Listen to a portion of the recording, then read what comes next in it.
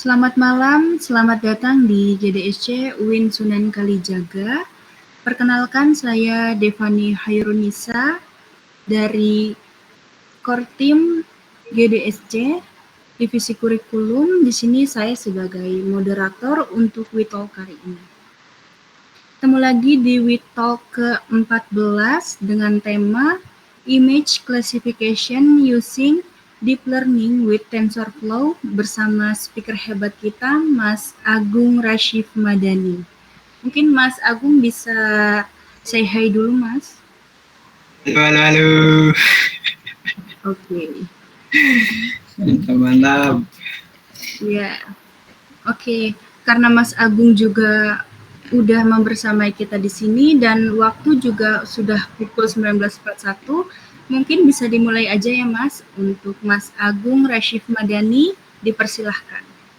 Oke, share screen-nya.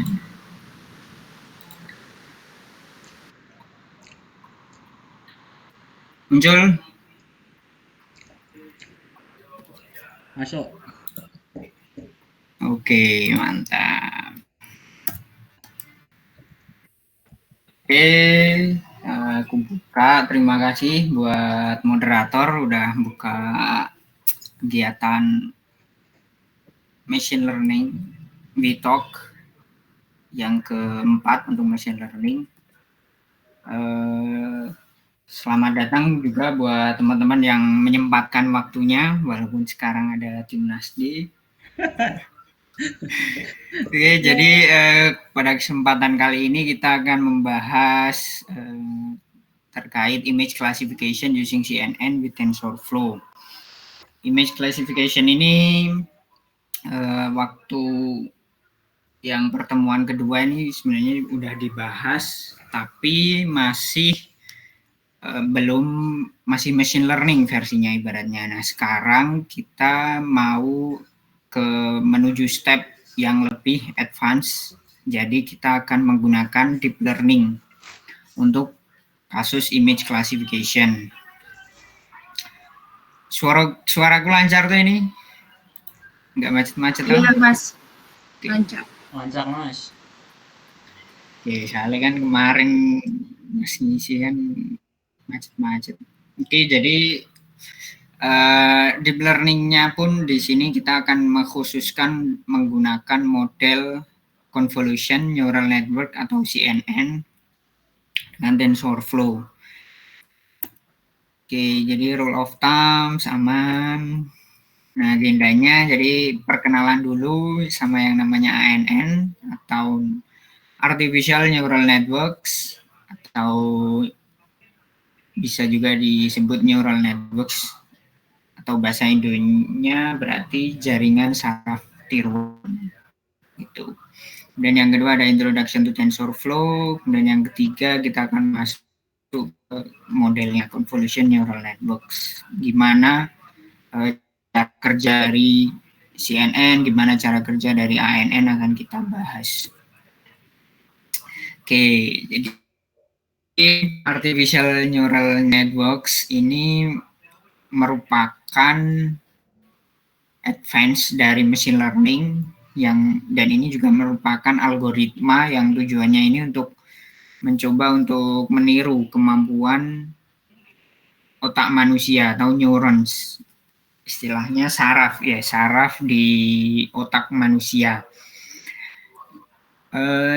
Bisa dibilang ketika manusia melihat sebuah huruf gitu kan dengan berbagai bentuk, berbagai macam bentuk, manusia bisa langsung tahu gitu. Oh, ini huruf A, ini huruf N, walaupun secara kasat mata itu tidak jelas gitu huruf A-nya gimana gitu. Nah, di sini komputer ini mencoba untuk meniru menggunakan algoritma neural networks, mencoba untuk meniru kemampuan tersebut gitu. Jadi walaupun mencoba untuk meniru, tapi algoritma ini tetap akan bisa untuk kemampuan manusia. Karena misal komputer mampu untuk mengklasifikasi sebuah gambar huruf A belum tentu huruf A besar, belum tentu komputer tersebut bisa mengklasifikasi huruf A kecil tersebut sebagai huruf A juga gitu intinya. Nah ini lebih dalam, lebih detailnya atau simplified-nya di sebelah kanan. Jadi di sebelah kiri ini, bentar, mouse-ku nggak kelihatan ya.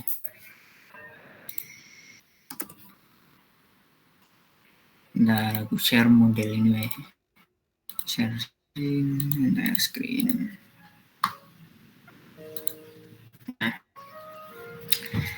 Nah ini yang di kiri ini, jadi intinya kan input, misal ada sentuhan gitu kan, atau kita melihat anjing gitu masuk di nukleus atau neuron namanya. Nah terus di neuron ini akan diproses, kemudian akan menghasilkan output yang akan disalurkan ke neuron yang lain.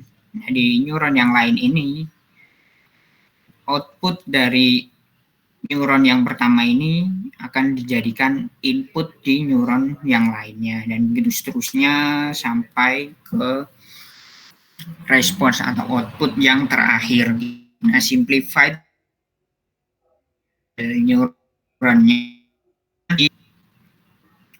bisa dibilang inputnya begini, input, ada input, kemudian di sini ada namanya neuron layer gitu.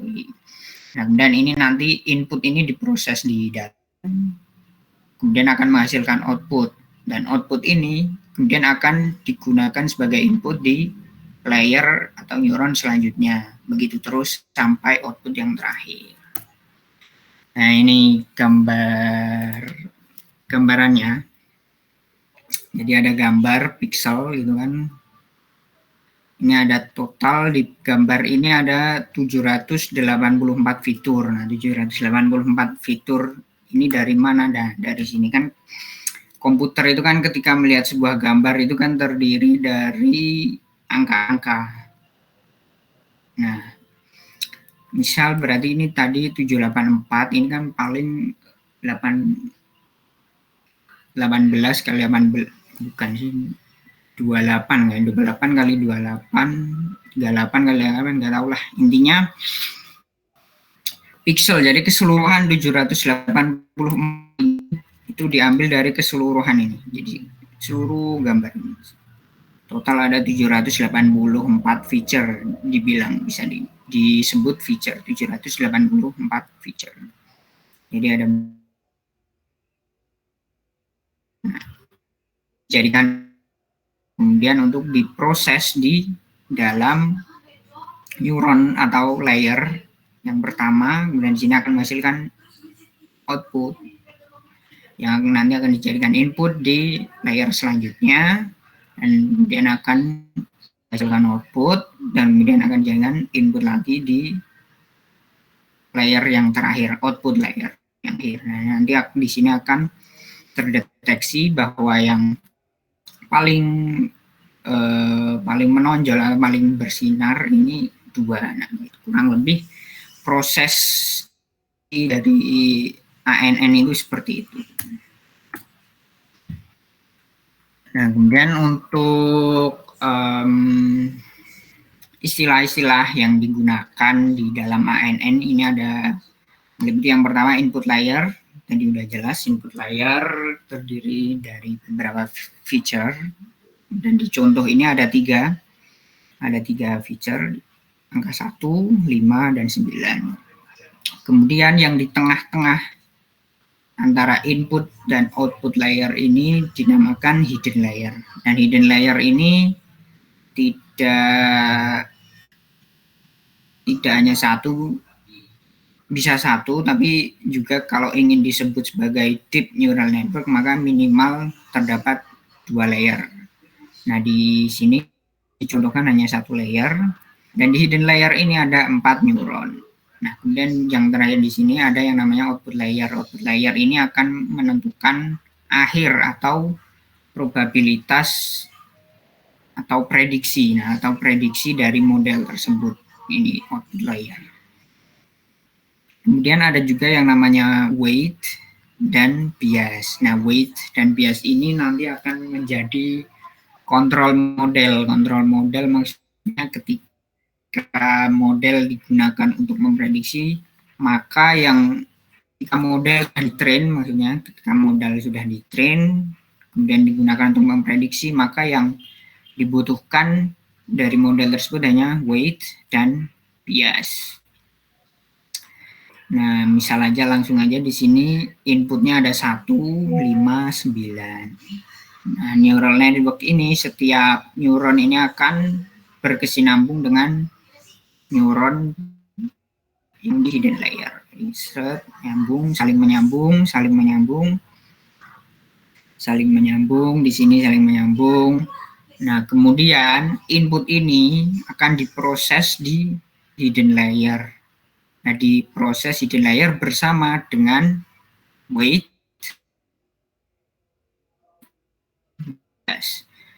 Jadi input ini ketiganya akan diproses di dalam hidden layer bersama dengan weight dan bias. Nah, setelah diproses tadi akan menghasilkan output ini 0,8, 0,87, 0,9, 0,9. Nah, terus kemudian output di hidden layer ini akan dijadikan input di output layer. Nah, kemudian input dari hidden layer ini akan diproses di output layer bersama dengan weight dan bias. Oke. Next, terus nanti dapat output. Nah, ini outputnya.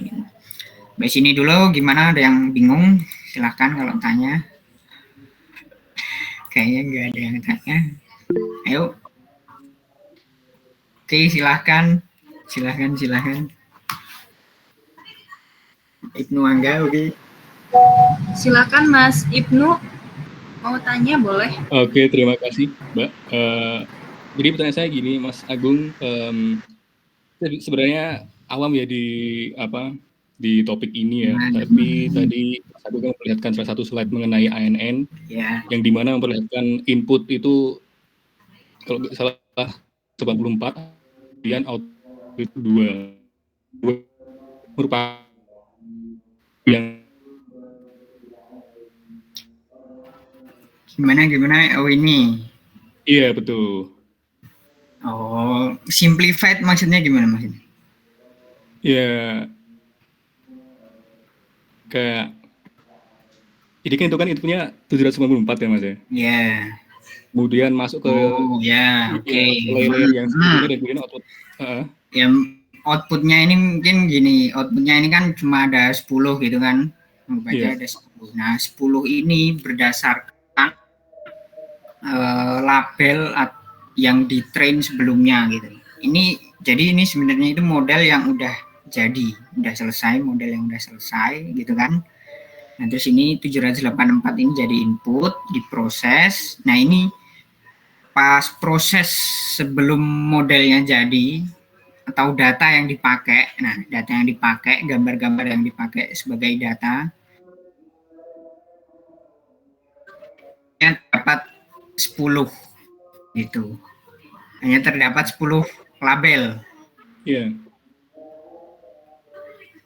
Gitu kan, hanya 10 label. Jadi dan di akhir ini kenapa 2 yang muncul tadi? Jadi output di sini akan menjadi nilai prediksi dari model tersebut. Nah, mungkin di sini nilainya kan kalau prediksi itu kan 0 sampai 1. Nah, mungkin di sini yang paling menonjol ini output skornya itu 1 atau 0,9 atau berapa, dan yang lain ini lebih rendah. Makanya yang diprediksi ini 2 gitu. Gimana? Terima kasih. Ada follow up? Oke. Terjawab. Oke, lanjut dulu. Oke, tadi Ahmad Al-Ghazali. Nah, ayo. Oke Mas, makasih atas kesempatannya. Izin mau nanya, kalau suatu model itu semakin banyak layernya itu apakah makin tinggi ya? Itu aja. Oh, jadi model semakin banyak layernya semakin kompleks, benar. Jadi memang semakin banyak semakin kompleks, tapi walaupun semakin kompleks tidak menjamin bahwa modelnya akan menjadi model yang efektif atau bagus gitu akurasinya. Gitu. Bisa jadi model yang cuma pakai layer dikit itu akurasinya lebih tinggi dibandingkan yang model yang tapi juga oke gitu. Gimana? Cukup Mas jawabannya, makasih. Oke, lanjut dulu ya. Ada matematikanya, mohon jangan puyeng. Oh, ada yang tanya lagi? Ada Mas. Atau dilanjut dulu? Ini follow up pertanyaannya Mas Ahmad tadi ya. Jadi banyak tidaknya layer itu yang menentukan apa ya? Oh ya itu. Nah ini banyak atau tidaknya ini perlu dieksperimen. Jadi kita nggak tahu bagus lebih banyak atau lebih dikit itu kita nggak tahu. Jadi perlu dieksperimen dan setiap case itu kan beda-beda juga gitu. Jadi setiap case harus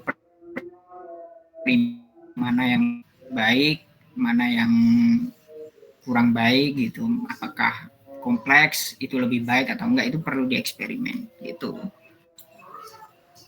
Oke. Oke, terima kasih Mas. Oke. Lanjut dulu ya, jangan bujang, ini ada bukan ada rumus-rumusnya. Oke, jadi bisa dilihat dari samping aja pelan-pelan. Jadi biar nggak bujang kita pelan-pelan. Input ini input tadi kan ada anggap aja ada banyak gitu kan. Input ini diganti atau diinisialkan sebagai X. Nah, input tadi digunakan di proses layer. Nah, ini di zoom, di zoom out. Nah, ternyata di dalam ini di dalam layar konsep matematika fisika. Aja misal contoh nih ada 4, 197, 184, 136, dan 214. Gitu. Ada 4 input. Dan input ini dimasukkan. Nah, kan disebutkan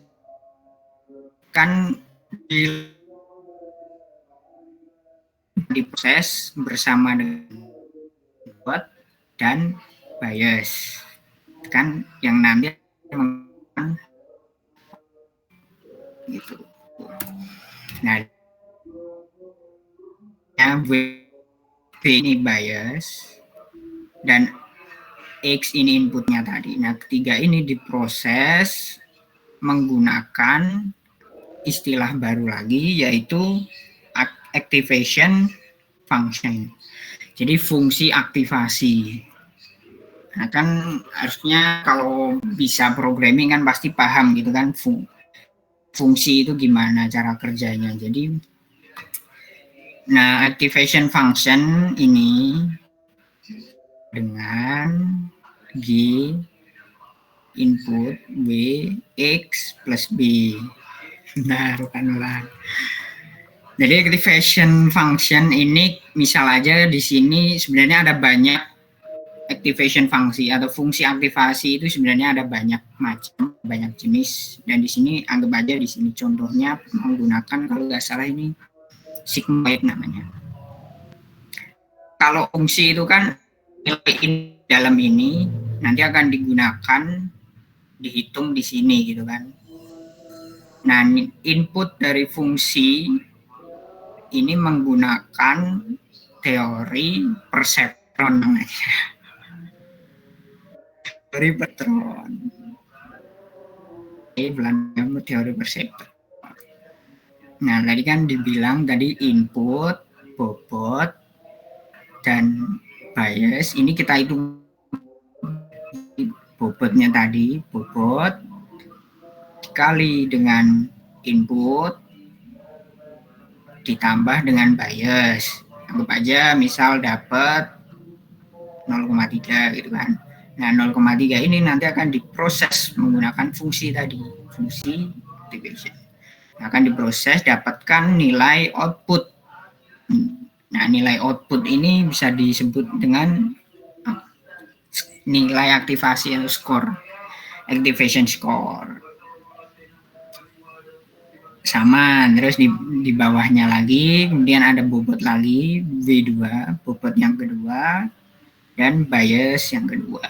Nah, kemudian ketiga ini diproses di activation function. Jadi dihitung dulu W kali X ditambah B. Nah, kemudian ketemu sebagai input untuk fungsinya, fungsi G, dimasukkan ke sini, dihitung, dan hasilnya 0,7 gitu, aktivasi score. Sama juga yang di neuron-neuron yang lain gitu kan, jadi ada banyak, kalau yang di sini ada 3 gitu. Nah, terus kan ini udah dapat aktivasi skornya 0,3, 0,7, 0,2 gitu kan. Nah, terus ini nanti akan dijadikan input di neuron selanjutnya, layer selanjutnya, bukan neuron, tapi layer selanjutnya. Nah, gini dulu gimana?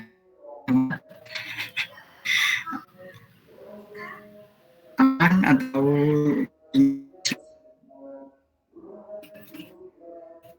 sampai sini dulu. Ayo, silahkan. Aman, yakin? Aman ya? Yakin ya? Oke, kukira tinggal pakai fungsi bawah. Yakin, aman. Oke, siap. Nah, sekarang pertanyaannya, weight tiap neuron ini dan bias tiap neuron ini dapat dari mana? Gitu kan? Ini kan udah tahu input. Nah, kan tinggal weight dan bias ini kan kita nggak tahu dari mana. Nah, untuk iterasi pertama, kita model atau neural network ini akan secara random menginisialisasikan bobot dan bias tiap neuron. Nah, jadi ini misal anggap aja ini iterasi pertama. Nah, ini keseluruhan bobot ini akan diinisialisasikan atau diassign secara random pada iterasi pertama. Begitu juga dengan bias.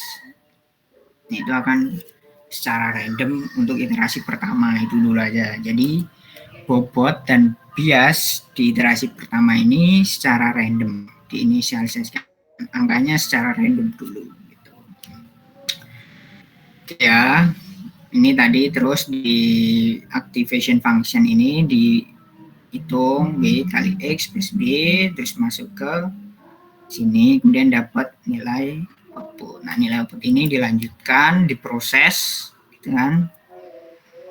Sama, nah ini juga masih iterasi pertama, maka ini juga secara random diinisialisasi, desain secara random.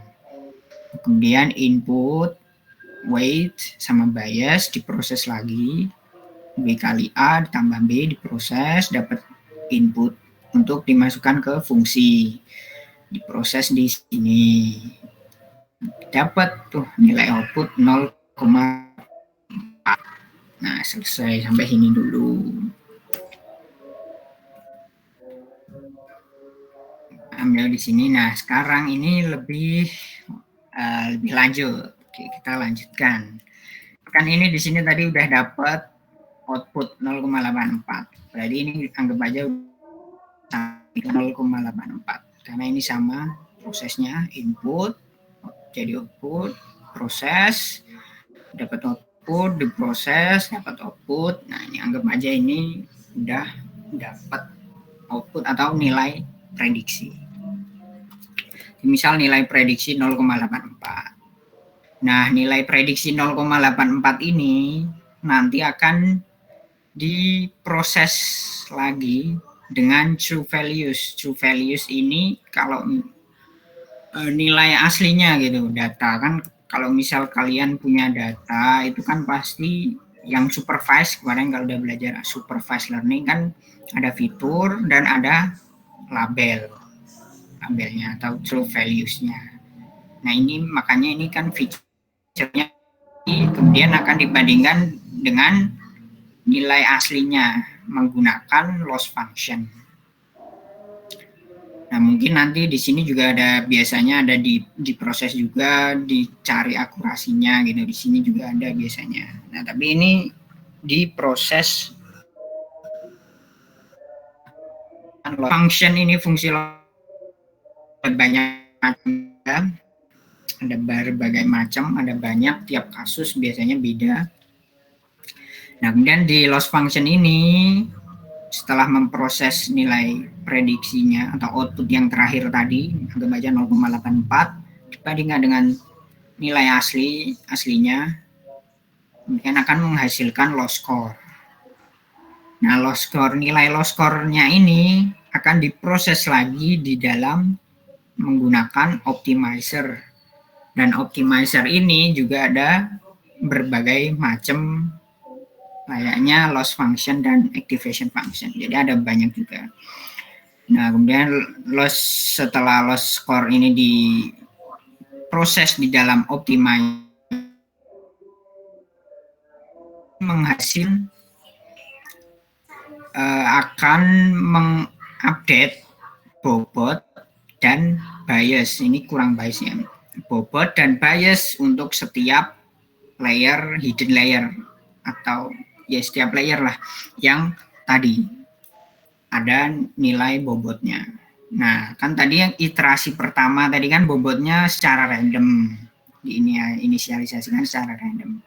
Nah, ketika di sini sudah di loss score, di optimizer, nah kemudian di sini diupdate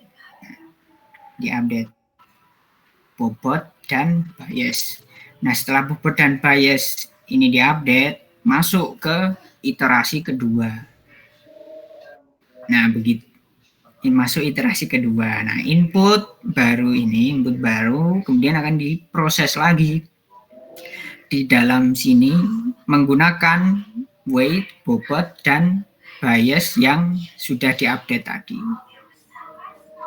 Nah, kan pakai activation function yang sama, kemudian proses dapat output, kemudian diproses lagi di sini menggunakan bobot dan bias yang sudah diupdate tadi.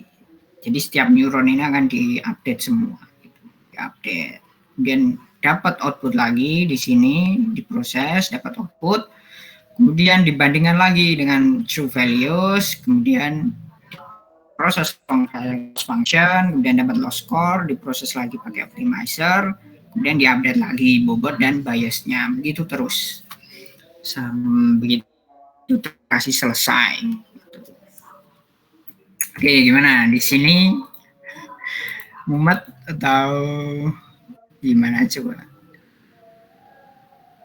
Silahkan kalau aman atau kalkulus di sini main banget ya Mas. Iya, kalau misalnya ini hitung-hitungan, ya kan di sini linear aljabar gitu kan.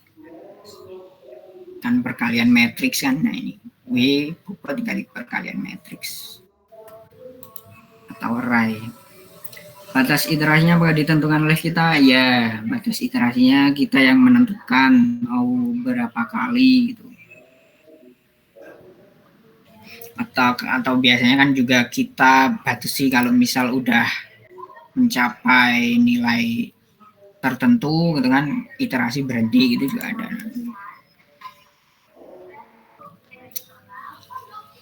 Gimana ini yang lain?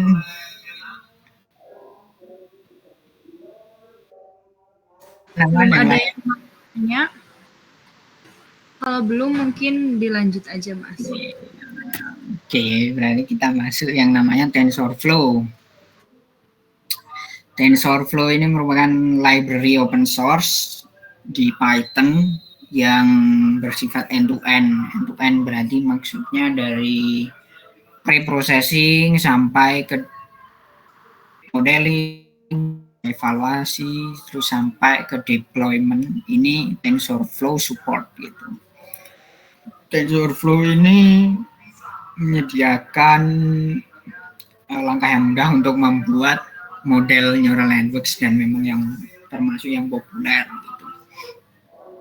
TensorFlow juga support untuk distributed computing, GPUs dan TPUs. Nah, ini tadi oke ya. Berarti ini tadi sama seperti tadi udah paham. Nah, untuk importnya, import TensorFlow alias TF. Nah, kemudian di sequential dan dense.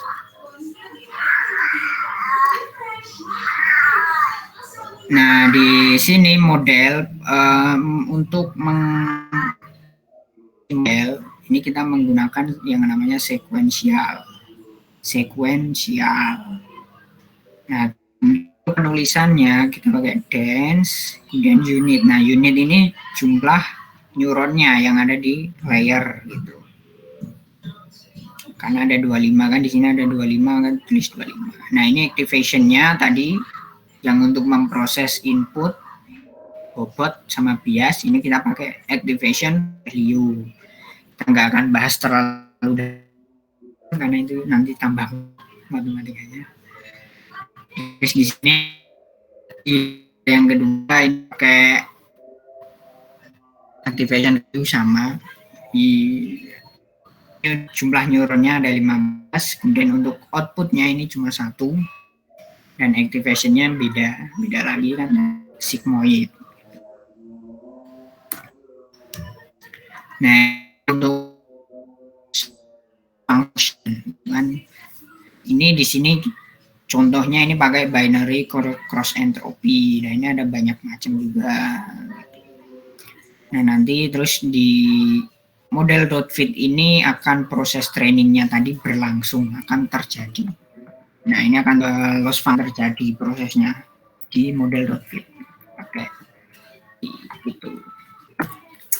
Oke, sampai situ aman, sampai ini coba cek aman atau ada yang tanya? Silahkan. Oke. Oke, mantap.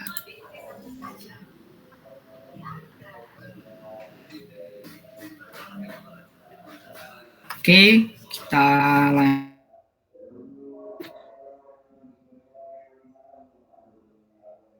masuk ke convolutional neural networks. CNN ini sering dikenal sebagai CNN atau ConvNet, bahkan jenis dari atau salah satu contoh dari deep neural network yang biasa digunakan untuk pengenalan gambar gitu kan, klasifikasi gambar, terus ada object detection. Nah, kalau ini contohnya object detection dan yang serupa. Biasanya CNN ini dipakai yang hubungannya dengan gambar. Nah, ada 3 layer utama di CNN, yaitu convolutional layer, kemudian pooling layer, masuk pooling layer, ini diulang lagi, kemudian fully connected layer. Nah, fully connected layer ini yang neural kita pelajari sebelumnya tadi di sini prosesnya. Nah, intinya convolutional neural network ini kita menambahkan algoritma konvolusional dan pooling layer.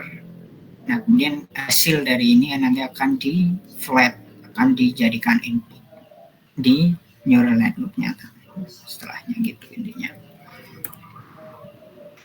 Nah, convolutional layer yang merupakan backbone dari CNN. Intinya tujuan utamanya ini untuk mengekstrak fitur gitu. Mengekstrak fitur di sebuah gambar. Cara kerjanya di ini misal gambar input gambar aslinya seperti ini gitu kan. Nah, kemudian di sini ada kernel. Ada namanya kernel. Nah, dihitung gimana ya istilahnya, ya dihitung lah intinya untuk mendapatkan hasil yang di sini gitu kan. Kita menggunakan 3x3 di gambar yang pertama. Nah, cara dapetin tinggal di 0 dikali 0 ditambah 0 dikali min 1 ditambah 0 dikali 0 terus ditambah 0 dikali min 1 ditambah 60 dikali 5 ditambah 113 dikali min 1 gitu kan, dan seterusnya sama dengan 114. Nah, kemudian geser 1 berarti jadi kotaknya, jadi di sini kotaknya. Lakukan lagi di 0 kali 0, 0 dihitung lagi 0 kali min 1, 0 kali 0, 60 kali min 1, 113 kali 5, 56 kali min 1 gitu kan, dan seterusnya dihitung sama dengan 328. Geser lagi, dihitung lagi, ketemu minus 26. Geser lagi sampai mentok. Nah, kemudian diulang dari awal sini, diturunkan 1. Terus dapat 53 gitu terus, gitu seterusnya. Ya, ini contoh ekstraknya atau convolutionnya. Nah, ini kan misal yang foto yang gambar hitam putih ini di convolution menjadi ini, lebih terlihat polanya gitu, jadi lebih terlihat polanya. Nah, jadi ini 3 dikali ini kan dikali, nah ini nilai kernelnya ini. Nah, nilai kernelnya ini didapat dari mana? Sama seperti tadi, sama seperti weight dan bias. Jadi di iterasi pertama ini akan secara random, di iterasi pertama. Nah, iterasi kedua nanti akan diupdate, itu seterusnya.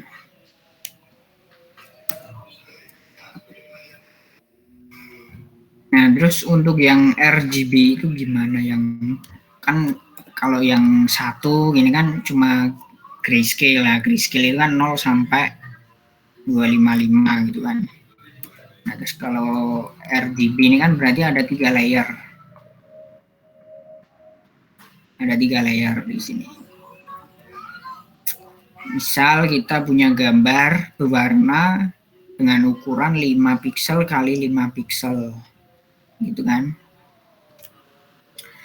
Terus kita lakukan convolutional layer dengan menggunakan tadi filter atau kernel tadi.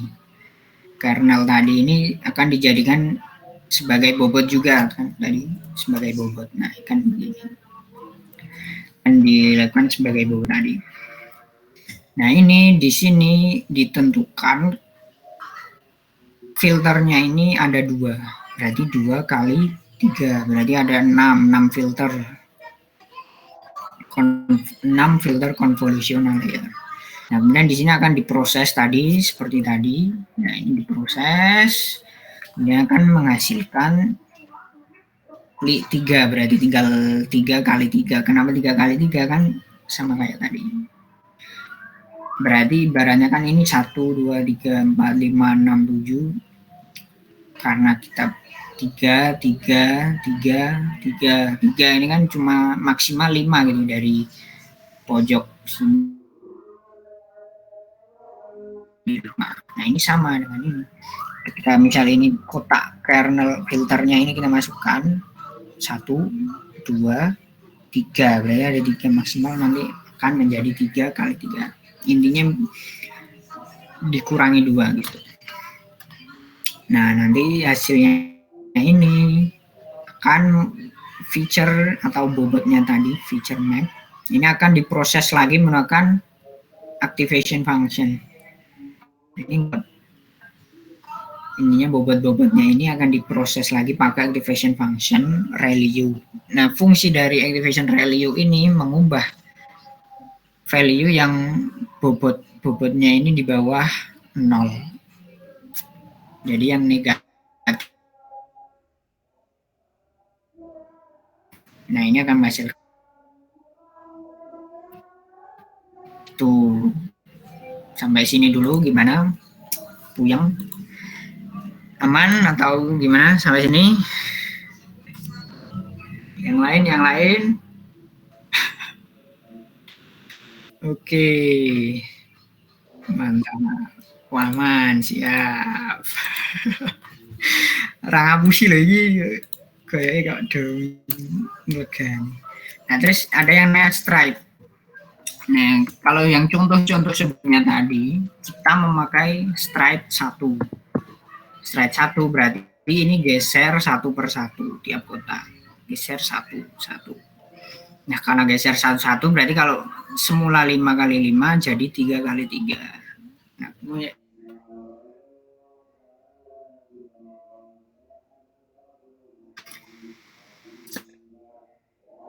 dua ini.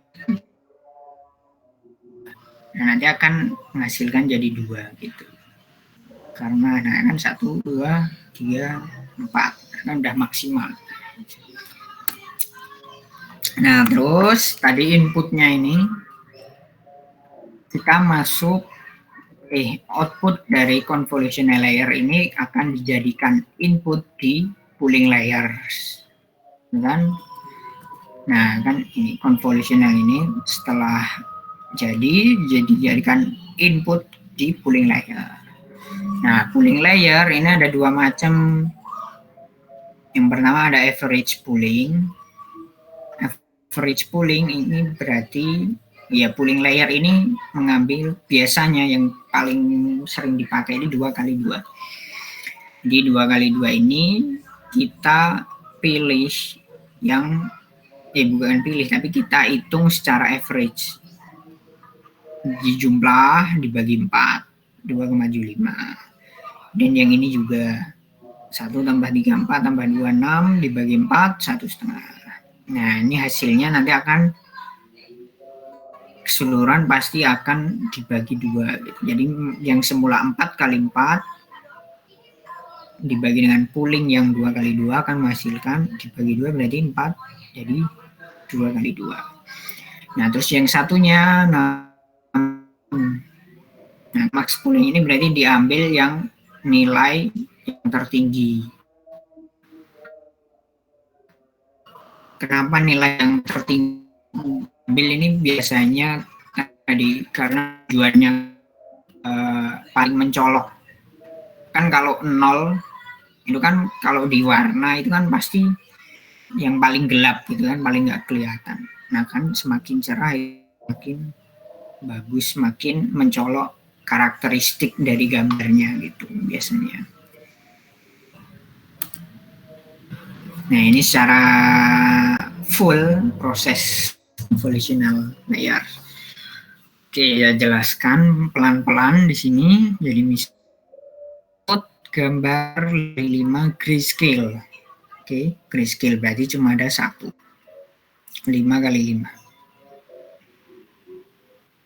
Nah, anggap aja ini warnanya atau rentang tadi komputasi rentang 0 sampai 255 gitu kan. Kalau grayscale 0 menunjukkan gelap gitu kan, dan 255 menunjukkan paling putih gitu. 0 menunjukkan hitam, 255 menunjukkan putih. 5 dikali 5. Nah, terus ini input ini atau ya input ini dijadikan input di bukan gitu tapi kernel ya, kernel. Kemudian kita pakai convolutional layer, ada yang namanya kernel. Nah, kernel ini sama seperti bobot kalau di neural network, bobot. Nah, bobot ini di iterasi pertama tadi udah jelaskan akan diinisialisasi secara random. Nah, karena di sini kita menentukan nah ini kita yang menentukan, nggak bisa secara otomatis kita menentukan bahwa kita akan menggunakan dua kernel.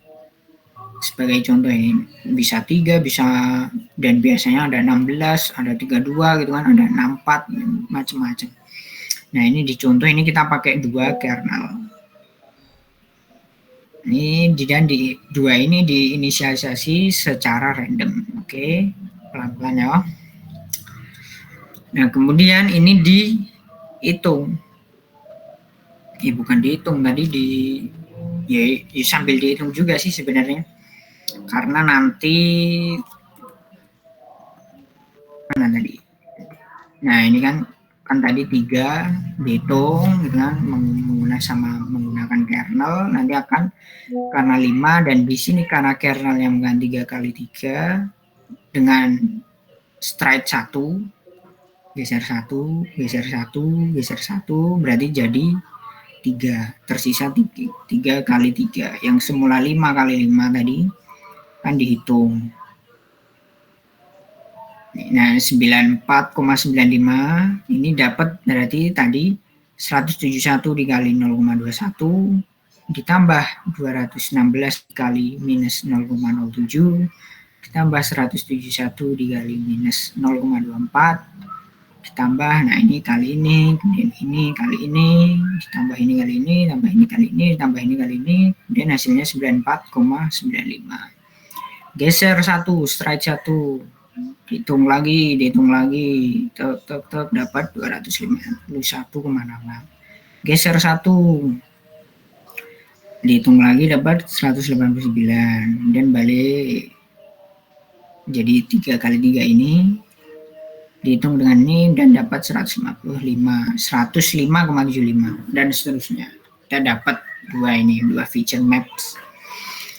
Nah, feature maps yang hasil dari convolutional layer ini akan dijadikan input di max pooling. Kita di sini contohnya pakai max pooling layer.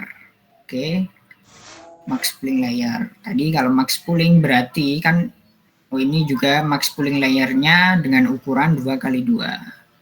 Nah, berarti yang pertama kan ini berarti antara keempat ini max, berarti kita pilih yang paling tinggi nilainya 251. Nah, kemudian digeser 1. Nah, di antara 4 ini lagi yang paling tinggi 251. Nah, terus ini turun yang sebelah sini, di antara 4 ini yang paling tinggi 120. Nah, yang antara 4-nya yang paling tinggi 205. Sama yang bawah juga gitu. Nah, kan ini udah jadi max pooling. Nah, terus kalau yang dicontoh ini ada namanya dropout layer. Nah, ini nggak harus dipakai. Dan karena juga nggak istilahnya di utama lah, di struktur utama CNN. Tapi juga biasanya dipakai. Biasanya enggak. Nah, dropout layer ini intinya, nah ini, randomly set values to 0. Jadi hasil dari ini secara random akan diubah menjadi 0. Jadi enggak pakai juga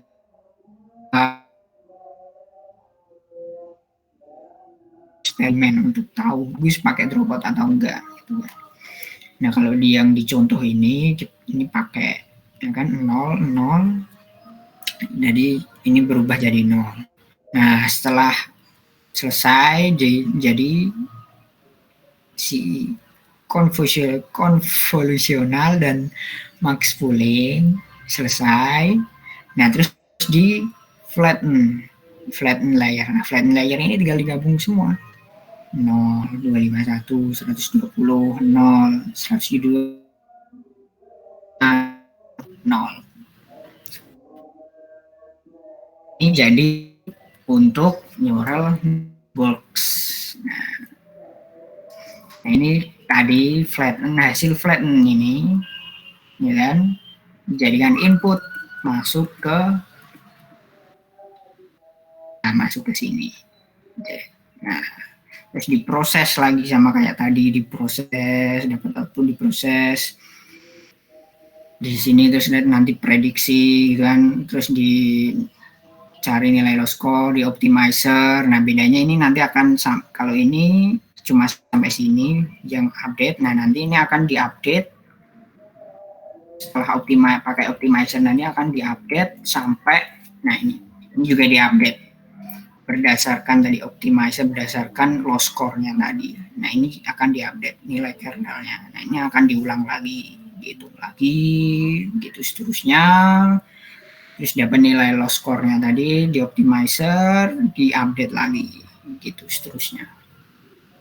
Gimana? Sampai sini silahkan ada yang ditanya. Apakah CNN lebih baik daripada ANN? Jawabannya tergantung. Dan tadi butuh eksperimen. Kita nggak tahu yang lebih bagus yang mana gitu kan. Tapi CNN ini memang biasanya dikhususkan untuk image classification kan. Kalau ANN itu kan berarti nggak pakai ini, nggak pakai convolutional, cuma pakai ini. Perlu nanti kita coba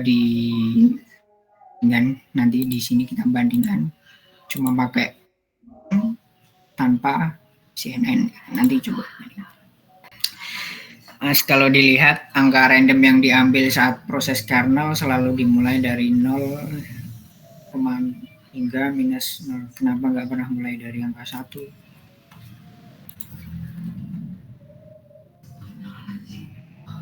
Maksudnya random kan ini? Nilai kernel itu memang maksimal itu minus 1 dan 1. Jadi biasanya itu memang bobot itu secara random itu dari minus 1 ke 1. Kurang tahu juga kenapa dari minus 1, tapi nanti kalau setelah dipakai ReLU tadi kan yang di bawah min yang masih minus-minus tadi kan akan dijadikan 0. Nah, intinya tadi enggak juga sih. Ya, intinya memang itulah dari minus 1 sampai 1 biasanya memang gitu.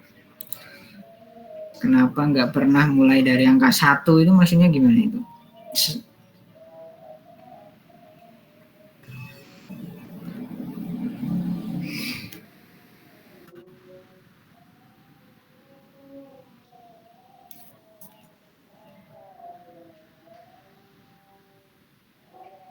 Gimana yang lain kalau ada yang masih bingung?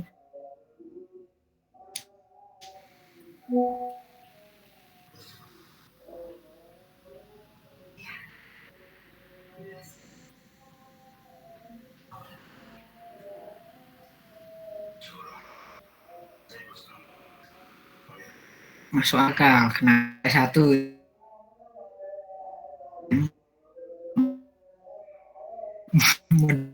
itu mungkin random bisa jadi kurang dari 1 gitu kan, bisa jadi di open source-nya gitu yang developernya itu mungkin asumsi ada mungkin diketiknya kurang dari 1 sampai lebih dari minus 1 kan, nggak tahu juga sih. Apakah ada model yang udah terkenal untuk CNN? Ada CNN model terkenal. Biasanya sih pakai keras ini, keras terus ConvNet. Nah ini tadi ConvNet. Keras biasanya keras. Tapi itu pre-train modeling itu kita nggak bahas di sini. Ya, CNN itu ya model CNN itu ya model, nggak bisa dibilang. Tapi kalau pre-train model yang udah terkenal, nah itu ada pre-train. Nah ini ada banyak, ada MobileNet. Nah ini pre-train, udah bukan model. Kan kalian tanya model yang udah terkenal untuk CNN. Nah, CNN ini model. Nah, tapi kalau model yang udah di-train, itunya ada banyak. Jadi kita bisa menggunakan pre-train model ini, jadi kita nggak perlu training gitu kan. Ya, bisa juga sih nanti di custom bisa. Tapi bisa kita langsung menggunakan ini untuk prediksi gitu juga bisa, nggak perlu repot-repot. Tapi kalau pengen eksperimen silahkan gitu.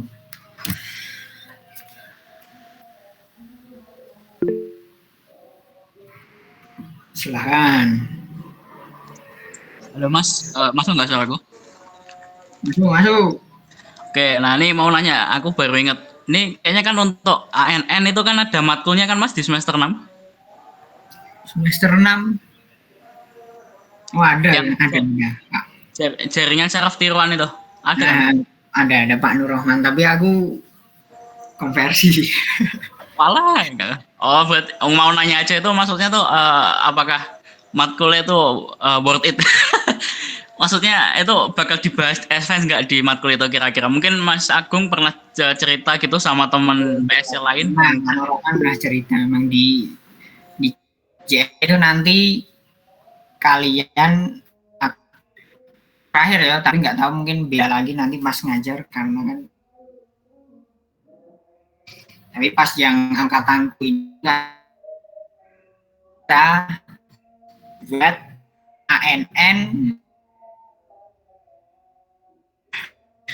Jadi kan ini sudah dibuat orang lain. Nah ini kita nanti akan from scratch gitu. Tadi kalau kalian memperhatikan kan tadi ada prosesnya untuk. Nah ini kalian akan from scratch gitu. Katanya itu buat secara from scratch nanti sampai ke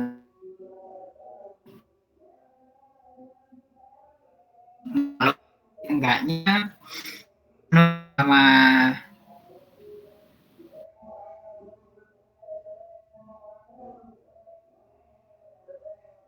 kalau Pak Nur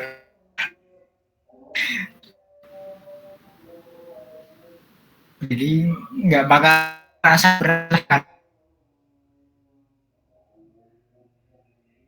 bareng-bareng sama yang lain.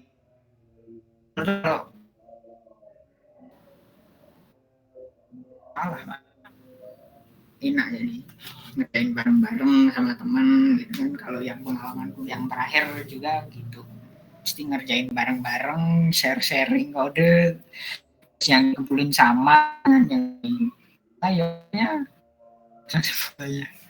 nggak masalah.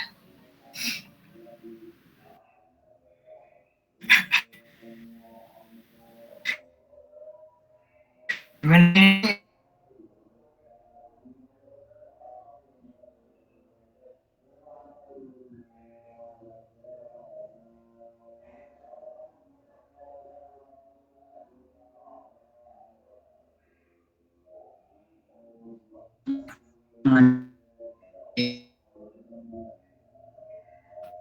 Ya, biar nggak kaget.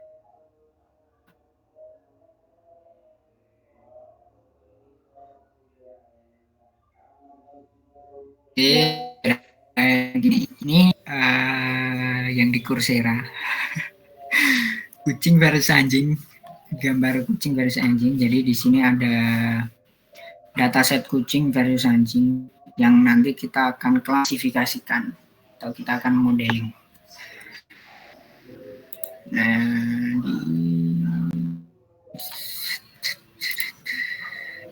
ini kasih lihat dulu datanya seperti apa nih. Datanya kayak gini. Ini untuk kucing. Datanya ini dibagi untuk, nah ini anjing. Nah datanya ini dibagi menjadi untuk training dan validation. Kalau kemarin ini pasti udah paham kan, train sama validation datanya dibagi. Yang train ini nanti untuk modelnya, yang validation ini untuk validasi. Setelah modelnya jadi nanti digunakan pakai data. Kenapa perlu dipisah? Karena kan model kan kalau kita pakai gambar yang sama terus kita pakai gambar yang sama pasti tahu, oh ini kan udah tahu. kita udah dikasih gambar ini, oh ini pasti kucing. Nah, tapi komputer itu belum tentu bisa mengklasifikasi gambar yang benar-benar baru, yang nggak di-train, yang nggak ikut di-train gitu. Makanya perlu adanya validation untuk dicari nilai akurasinya. Oke lah. Oke, di sini kita pakai import OS untuk gabungin lah ininya. Nah, ini base assign, ini catstock lokasinya. Lokasi dari ini gitu kan. Nah, ini kan lokasinya di sini.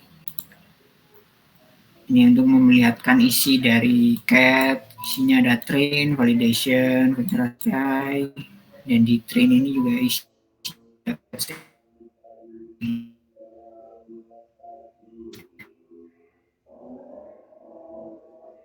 train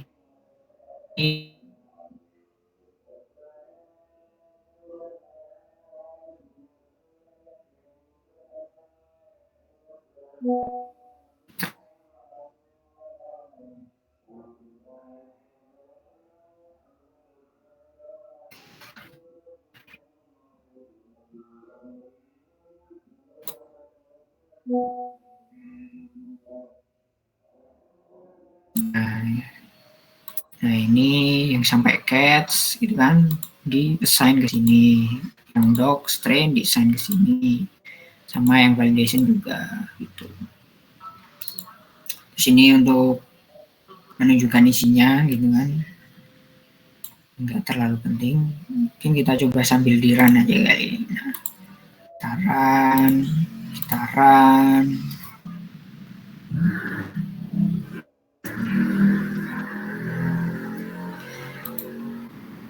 Terus gitaran. Nah, terus di sini gitaran ini cuma untuk nunjukin total jumlahnya. Yang untuk training, gambar kucing untuk training ada 1000, gambar anjing untuk training ada 1000, yang untuk validation ada 500, cat validation, dog validation ada 500. Ini enggak terlalu penting, ini cuma untuk lihatin barnya.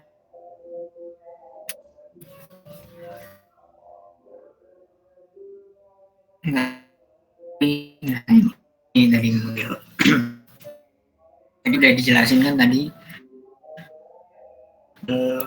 nya dibuat di sini, jadi pakai sekuensial.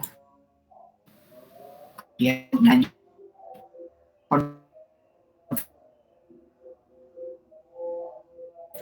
ini 16.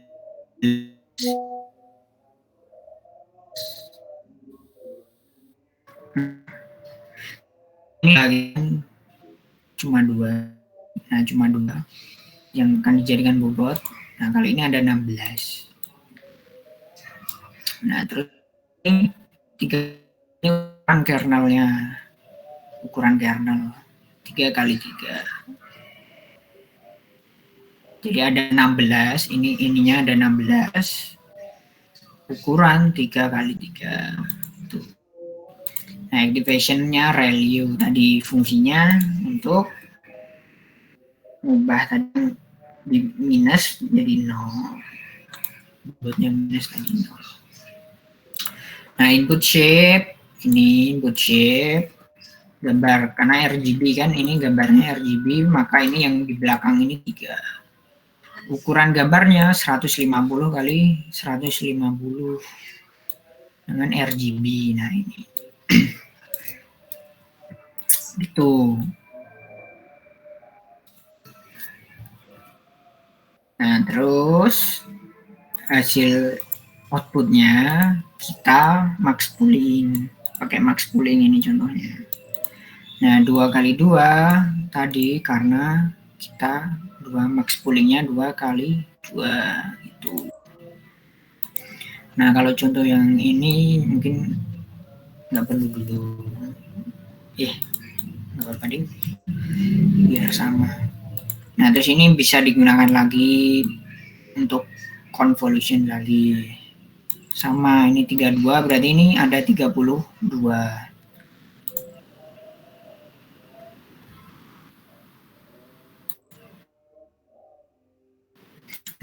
layer, ini saya jelaskan lagi.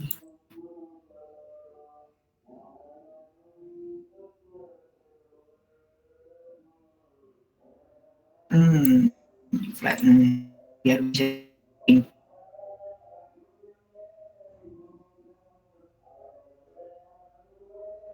ini di neural networks. Nah, terus nanti ini udah dijelaskan tadi diproses pakai weight, bobot, sama bias, terus equation value, kemudian outputnya di sini. Taran. Nah, terus model summary-nya biar kelihatan, biar bisa dipahami juga. Kan tadi inputnya 150 kali 150 dengan 3 RGB. 150 pixel kali 150 pixel RGB. Nah, setelah masuk convolutional layer, kan tadi kalau kayak kernel 3x3 kan berkurang 2 toh. Stride 1 berkurang 2. Berarti yang semula 150 kali 150 kurang 2 berarti jadi ukurannya berarti jadi 148 kali 148. Nah, terus ini 16-nya dari mana? 16-nya kan 3 RGB. Oh, 16-nya ini 16 layer, 16 feature. Nah, ininya ada 16 ya. Parameter ini bobot. Nah,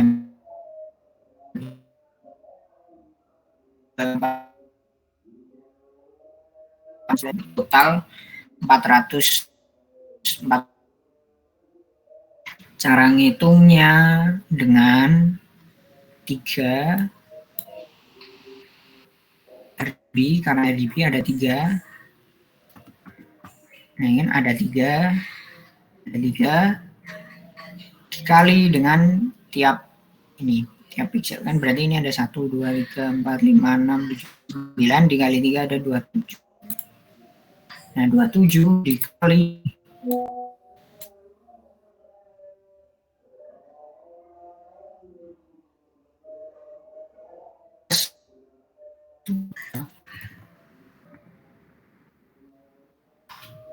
benar bu enggak?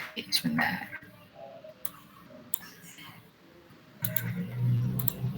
27 15 tambah 16.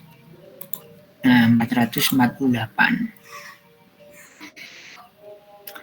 Nah, ini kenapa ditambah 16? Karena ternyata convolution juga pakai ternyata yang biasnya ternyata di sini biasnya itu totalnya 16. Jadi dari mana tadi 3 dikali 3 karena RGB dikali 3 berarti ada 27 dan 27 ini tadi ada 16 kali 27 itu untuk bobot. Nah, biasnya setara dengan ini 16 berarti totalnya 448 itu.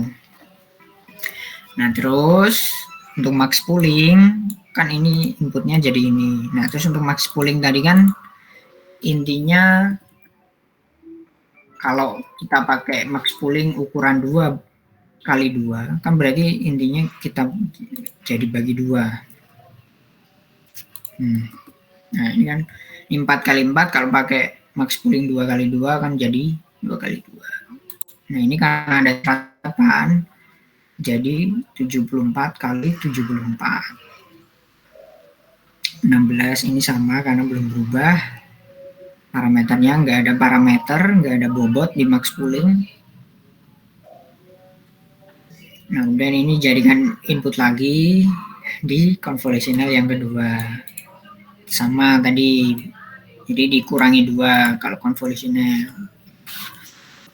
Dikurangi 2. Nah, terus Ini 32, ini 32. Gitu ya. Nah, untuk parameternya berarti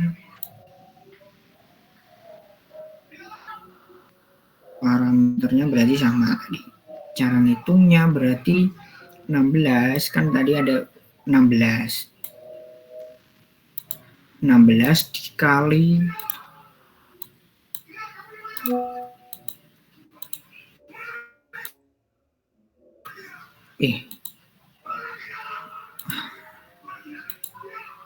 bukan ya, lali aku. Ini sebentar. Ini tuh 17 bobot.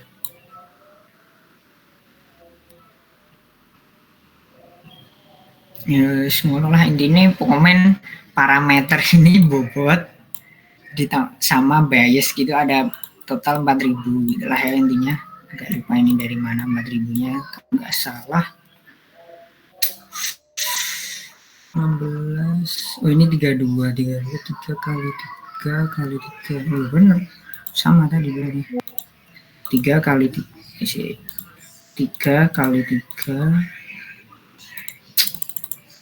kali 3 kali 3 kali terus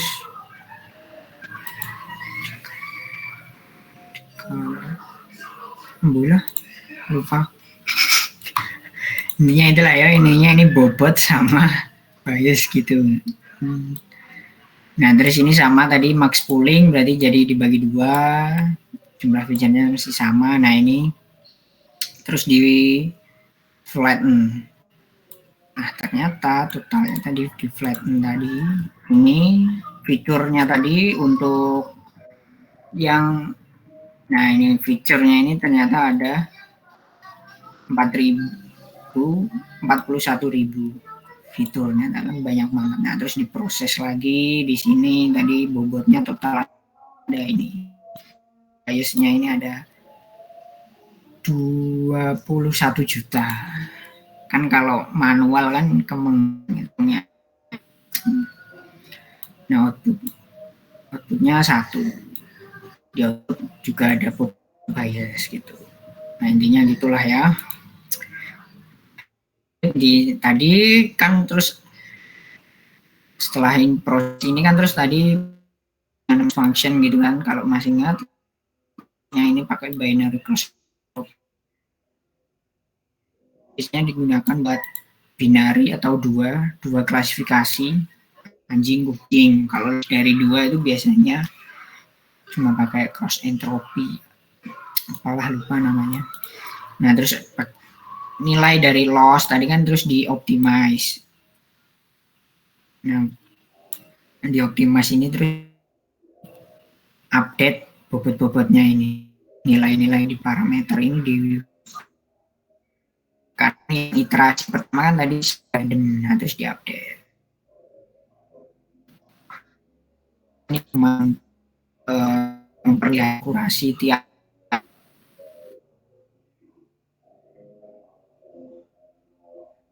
optimizer-nya pakai RMS Pro.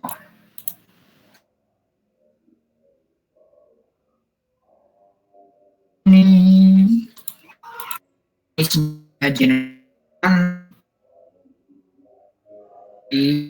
di risk 0 sampai 25.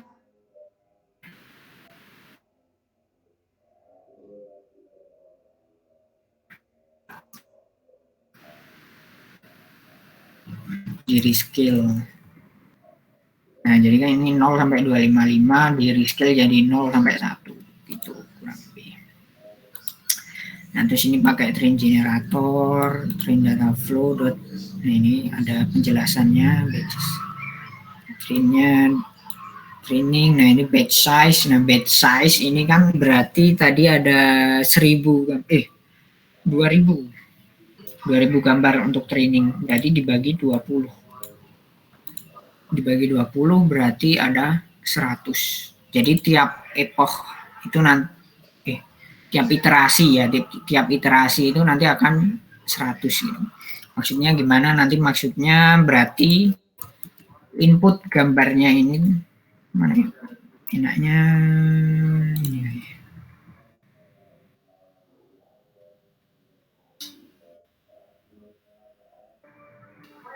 Nah, input gambarnya ini nanti ada 100 gambar langsung di training gitu. 100 gambar berarti 100 dikali 5 kali 5 dikali 5 dikali 5 gitu. Nah, nanti ada banyak lah, intinya feature-nya ada banyak. Intinya kurang lebih gitu ini.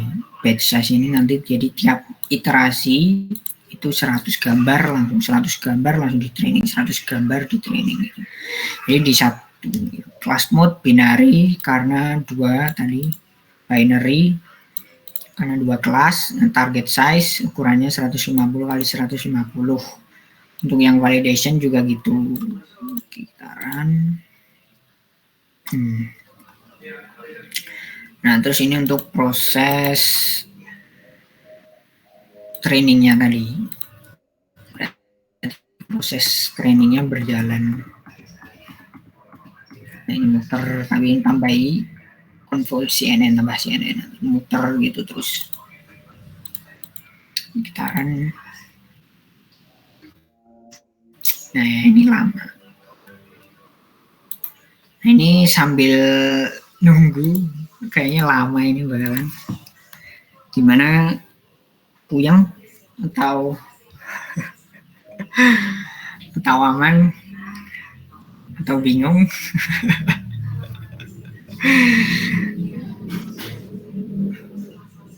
Mind blow. Memang kalau awal-awal itu memang kayaknya gampang gitu. Semua itu kayaknya gitu. Kalau udah semakin masuk, semakin advance itu pasti akan tambah panjang. Kan web development juga gitu mesti. Terus Android juga gitu lah. Semua. Siap bang. Siap apa ini bang? Nah, bingung? Ada yang bingung mau tanya apa gitu? Ini lama ini kayaknya ini. Ya, intinya nanti kalau misal masih setengah jam lagi juga ini. Gimana ini Kak moderator?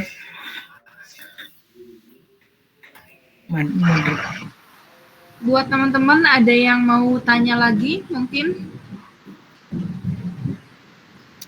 Yuk tanya apapun.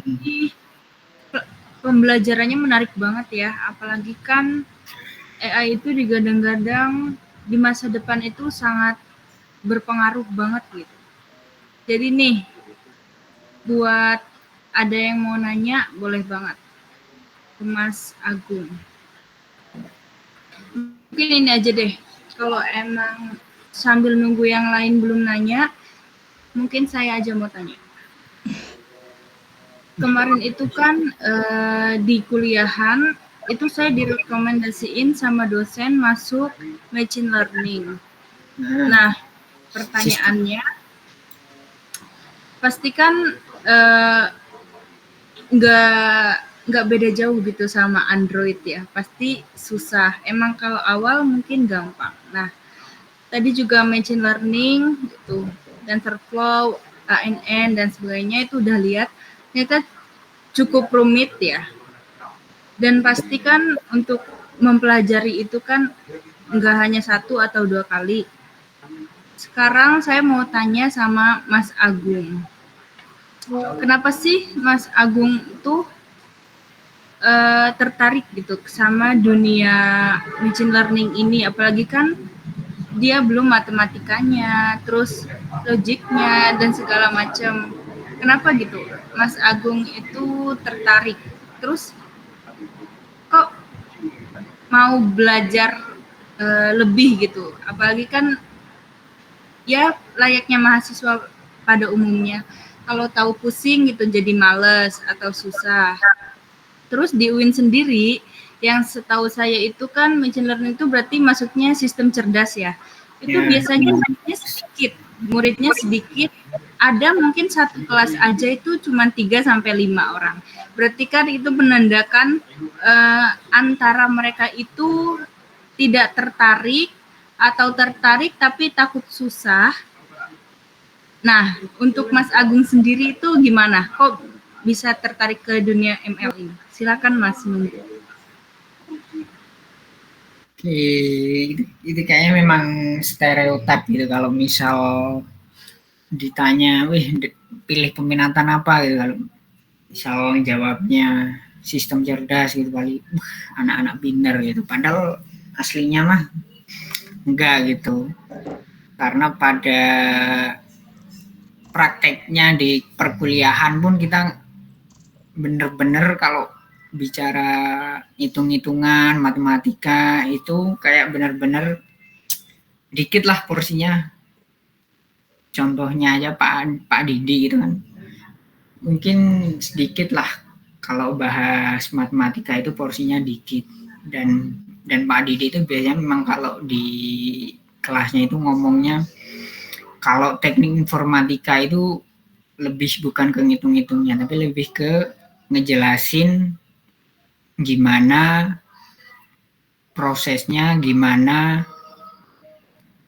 dampak-dampaknya gitulah, intinya kurang lebih gitu. Nah terus tadi kenapa tertarik sama machine learning gitu kan, jujur kalau dari aku itu malah kenal machine learning itu agak terlambat, karena memang pertama kali belajar machine learning itu semester 5, masuk semester 5. Jujur benar-benar terlambat. Kalau misal sekarang bisa ngulang itu pun mungkin aku udah belajar dari semester 1. Kenapa tertarik ya, karena memang kan bukan karena mudah, lebih karena kan prospek dari apa yang machine learning bisa kerjakan itu kan sesuatu yang wah gitu. Contohnya, dan machine learning itu termasuk yang paling cepat berkembang gitu. Buktinya kan ini udah banyak banget large LLM atau large language model. Nah itu kan awal mula LLM yang biasa digunakan kayak generative AI, terus ada speech to text, text to speech, terus ada translator gitu kan. Itu kan memang awal mulanya itu kan pasti machine learning. Nah itu sebenarnya yang bikin tertarik tuh kayak, wah ternyata kita tuh ternyata hampir ketika kita searching di internet pun, atau kita pakai aplikasi atau software dari itu, kita ternyata udah nerapin machine learning atau fitur-fitur yang canggih gitu. Contoh paling gampang pun ketika kita pakai Google Translate itu kan sekarang kan modelnya udah pakai transformer model. Itu kan juga basisnya memang machine learning juga gitu kan. Terus kayak rekomendasi Tokopedia, atau kalau kalian misal lagi searching apa gitu kan, tiba-tiba muncul iklan-iklan yang kalian searching gitu kan. Nah itu kan juga rekomendasi atau sistem rekomendasi yang pakai machine learning, yaitu sebenarnya yang bikin kayak tertarik. Nah itu kalau secara itu alasan secara general lah intinya. Kalau secara khusus mungkin lebih ke karena data scientist gitu kan. Karena kalau nggak salah waktu 2022 itu kan banyak banget postingan-postingan yang kayak, wih data science itu kan ada pakai machine learning kan, data science, terus ada machine learning engineer juga. Itu dua pekerjaan itu kan yang kayak benar-benar di blow up gitu, benar-benar dipromosikan, wih ini bergaji gede, padahal itu kan juga di luar negeri gitu. Tapi ya tetap itu kayak bikin yang alasan kedua kayak benar-benar akhirnya milih untuk lanjut di sistem cerdas, dan pas masuk pun nggak ada perasaan nyesel gitu pas masuk ke sistem cerdas gitu, karena memang bisa aja ngikutin. Dan memang kalau dipelajari pun nanti juga kita bakal bisa, ternyata di Facebook itu ternyata ada gininya, ada model, ada fitur-fitur yang ternyata pakai machine learning gitu. Kalau pakai Instagram gitu kan, algoritma rekomendasi gitu ternyata pakai machine learning. Walaupun juga ada yang pakai reinforcement learning, jadi belajar sendiri. Nah, ini sebenarnya reinforcement learning ini harusnya di pertemuan sekarang ini kita bahas reinforcement learning, tapi karena kurang, nggak ada speaker yang bisa gitu, akhirnya kita bahasnya gitu. Gimana moderator? Ini juga udah selesai nih trainingnya. Oke, berarti intinya itu kita ikut machine learning ya nggak pusing-pusing banget gitu ya Mas. Terus matematikanya juga kalau untuk di kuliahan nggak terlalu susah gitu ya. Iya. Oke, makasih Mas. Cukup. Mungkin teman-teman yang lain masih ada yang mau tanya sebelum kita lanjut ke terakhir. Dan nambahin, dan machine learning ini sebenarnya juga udah benar-benar cepet banget gitu. Maksudnya kayak kita mungkin di sini belajar basic-basicnya gimana konsep machine learning itu jalan gitu, dan nanti juga pada akhirnya pun sekarang juga udah muncul gitu kan, auto ML atau ML no code gitu kan, atau ML small code gitu kan, machine learning yang benar-benar udah nggak pakai coding kayak gini, udah nggak perlu eksperimen. Terutama itu juga bagus buat kreatif para kreatif. Kalau untuk penelitian, untuk kayak menggunakan custom dataset, nah itu baru perlu hitung-hitungan.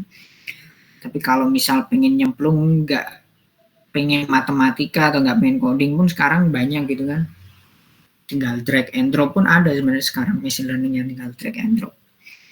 Kemarin kalau kalian juga ikut GFDES di Jogja itu kan ada gitu yang tinggal drag and drop machine learning buat AR ya kalau nggak salah ya,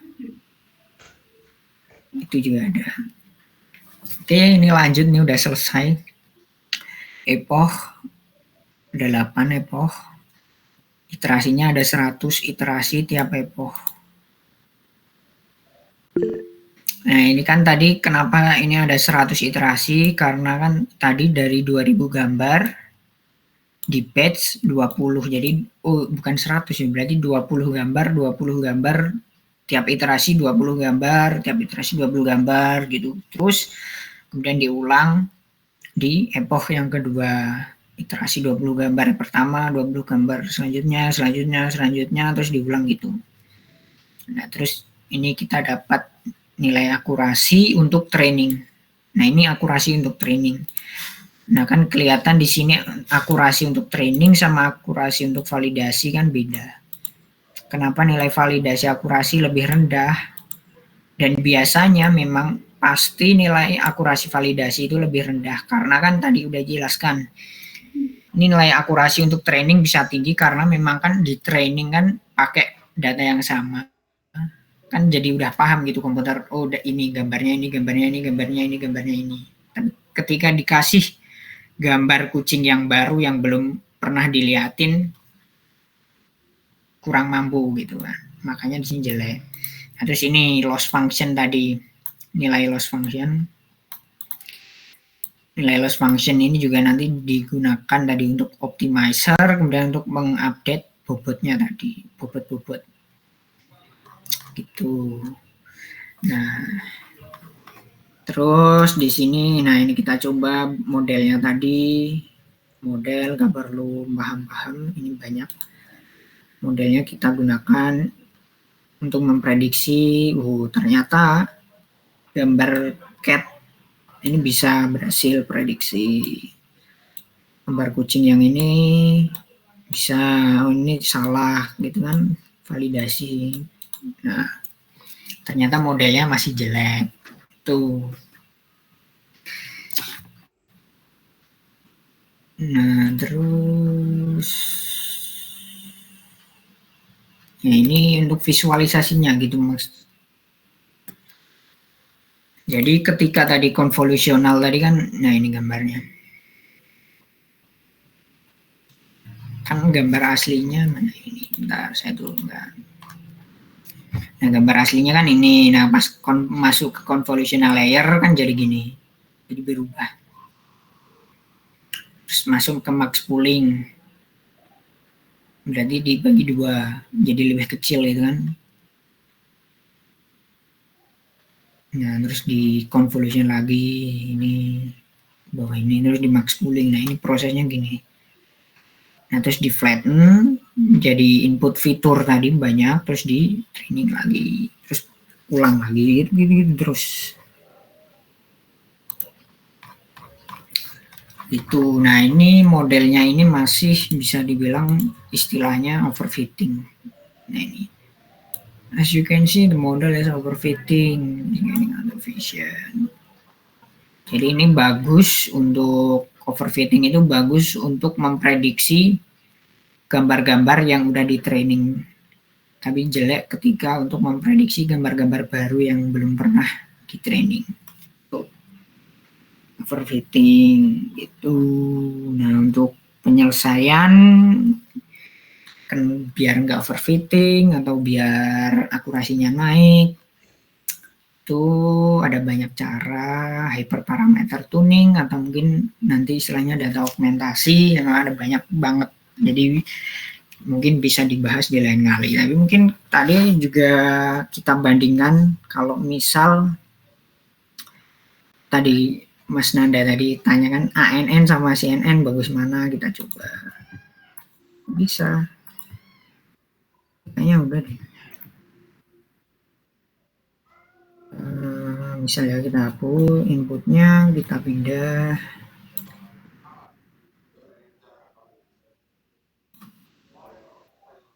Nah, berarti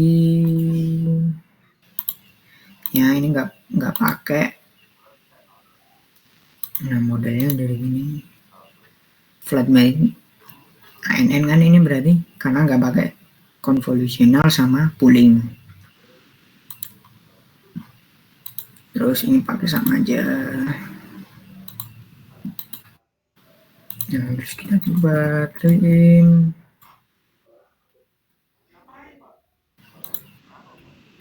Harusnya sih cepet karena nggak pakai convolutional. Lebih cepat harusnya. Oke, kita tunggu. Oke, gimana yang lain? Menarik. Reinforcement nanti belajar sendiri-sendiri ya guys ya. Betul. Karena reinforcement learning itu kan istilahnya komputer belajar sendiri gitu kan. Kalau komputer berhasil melakukan memprediksi A dan berhasil, berarti kasih reward, kasih poin. Kalau gagal, mungkin poinnya dikurangi atau kali sedikit. Nah, komputer itu belajar sendiri-sendiri gitu. Nyari muter narsum gak ada. Kalau ada yang mau jadi narsum, kabarin aku ya. Oke, siap.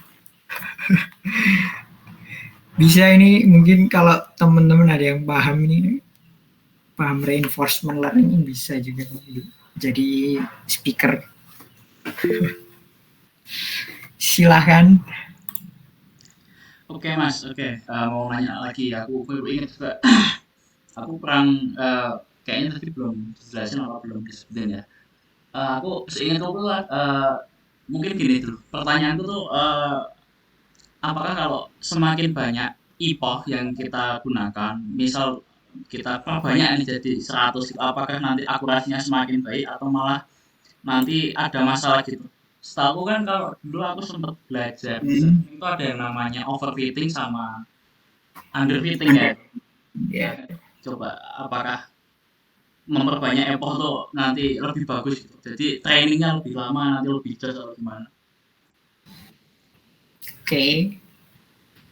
Epoch lebih banyak sebenarnya nggak terlalu ngaruh gitu. Karena biasanya kalau yang udah pro itu biasanya mungkin iya kita kasih 100 gitu, nggak masalah. Atau kadang 1000 terserah. Tapi biasanya dikasih fungsi untuk men-stop training gitu kan, ketika misal akurasinya tercapai gitu, atau mungkin akurasinya setelah 10 epoch, nah setelah 10 epoch akurasinya masih segini, nah itu bisa, itu biasanya memang orang-orang yang pro gitu, jadi di stop gitu ketika misal validasi akurasinya udah tercapai atau kurang atau tadi lah gitu. Nah jadi jawabannya nggak ngaruh, banyak atau sedikitnya itu nggak ngaruh, tapi biasanya memang dibanyakin gitu, tapi gitulah intinya gitulah. Berapa biasanya epochnya makanya berapa biasanya? Maksudnya rekomendasi atau ada sarannya tuh atau gimana? Atau mungkin ada teorinya epoch terbaik gitu atau? Nggak ada epoch terbaik, nggak ada, karena tiap case tuh beda-beda. Jadi ya itu biasanya tuh memang kita tuh kalau udah advance itu bisa lah kasih 100, terus kita kasih callbacks istilahnya ya, callbacks apa gitu, kasih fungsi apa, nah itu biasanya pakai itu. Jadi ya terserah gitu, mau kamu 10, mau 5 gitu, atau mau berapa tuh nggak masalah sebenarnya, nggak terlalu ngaruh gitu. Gimana? Tapi ya jangan 1 tau, masa 1 kurang lama kalau 1. Mungkin kalau rekomendasi mungkin 10. Tergantung banyaknya data juga sih, sama kemampuan CPU kalian, atau kalau kalian pakai Colab bisa lah 10. Tapi biasanya kalau 5-20 sih biasanya yang paling sering kulihat, yang kalau masih belajar itu 5-10. Kemampuan laptop ya Mas? Sama kasus, sama case. Oh, iya. Kalau untuk kan banyak juga yang pakai DNN ini kan, kalau misal untuk forecasting, nah itu kan biasanya forecasting pun kalau datanya dikit juga kan kadang sampai 1000, 10.000 gitu, ada beda-beda emang, tergantung kemampuan CPU sama case-nya mungkin. Terus tapi nanti tetap bisa dikasih callbacks biar kalau di stop gitu lah intinya. Oh, aku ingat. Aku dulu pernah diajarin Mas Irfan itu. Callback-nya tuh kayak kalau misal akurasi udah mencapai berapa gitu, jadi nanti langsung selesai gitu kan? Kayaknya setahu maksudnya ada kayak. Iya, stop, iya langsung stop. Bisa, jadi memang itu harusnya memang gitu. Harusnya ini sekarang gitu, tapi callbacks gitu. Saya sih gitu. Ada. Bentar. Oh iya. Mau coba bisa. Terus mau nanya lagi, ini kan kadang kan kalau kayak mungkin ya machine learning lah, kita nggak terbatas sama yang kita bahas malam ini, CNN dan lain-lain. Itu kan kadang kan ada proses yang berat kan, kayak proses komputasinya ada yang berat. Itu udah ada teknologi cloud computingnya nggak sih, kayak ada. Itu apa itu maksudnya, apa kayak pakai apa gitu? Ya kita pakai GPU-nya mereka, hardware-nya kan berarti ada di sana, di pusatnya mereka, hardware-nya di sana, kita pakai GPU-nya secara online ininya gitu. Enggak Kan kalau sekarang, maksudnya kayak servisnya tuh pakai, maksudnya itu gratis atau maksudnya harus pakai kita langganan servis apa dari Google atau mungkin AWS atau apa? Kayak udah pernah nyoba? Macam-macam. pakai Colab, ada Colab. Oh, ini Colab ini bukan cloud sih, tapi kalau ini, nah ini biasanya nanti nah ini kalau mau bayar purchase, nah ini kita pakai GPU dari Colab, berarti GPU-nya Google, milik Google kan, Google Colab kan ini. Nah kalau mau pakai ini kita ada gratis, versi gratis. Tapi kalau versi gratis ini biasanya dibatasi waktu. Biasanya kalau berapa kali run gitu. Karena pernah gitu kan kehabisan run, udah nggak bisa lagi pakai GPU, jadi pakai GPU. GPU ini hardware-nya kita gitu. Kalau GPU, kalau GPU. Nah ini GPU ini iya benar. A100 GPU ini punya mereka. Nah ini V100, Tesla V100, macam-macam. Ini punya mereka dan biasanya memang bayar. Terus ada lagi mungkin bisa juga kalian running di Google Cloud gitu kan, ada di GCP atau Azure gitu juga ada. Di GCP training.